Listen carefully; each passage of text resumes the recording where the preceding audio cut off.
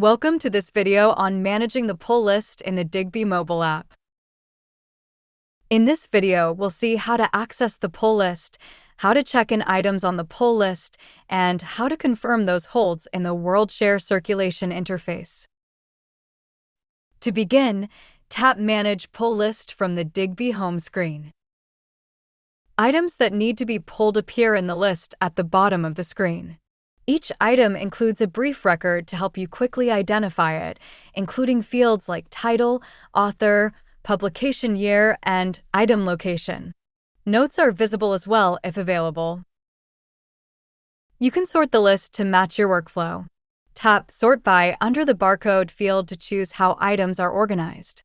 Sort by shelf location and call number to follow shelf order. Sort by scheduled date to prioritize recently scheduled holds, or sort by request date to pull older requests first. To narrow the list, tap Filter By. Then choose a filter option as desired. To see more details about an item, tap and hold its record with a long press. A pop-up will appear with additional information, such as OCLC number and pickup location. Once you've located an item, you can enter the item's barcode by manually tapping the Type or Scan Barcode field to open your device's keyboard, then input the barcode number and submit. When an item is successfully scanned, a green banner appears with routing information. You can also scan a barcode with your device's camera by toggling the camera option and then holding your device over the item so the barcode appears in the camera window. Again, a green banner message confirms the item has been successfully scanned and the record is now removed from the pull list.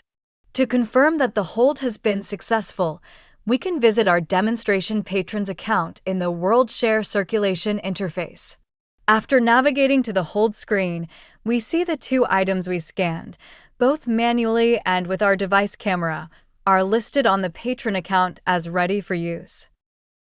Users of WorldShare circulation are encouraged to visit the OCLC Community Center at community.oclc.org.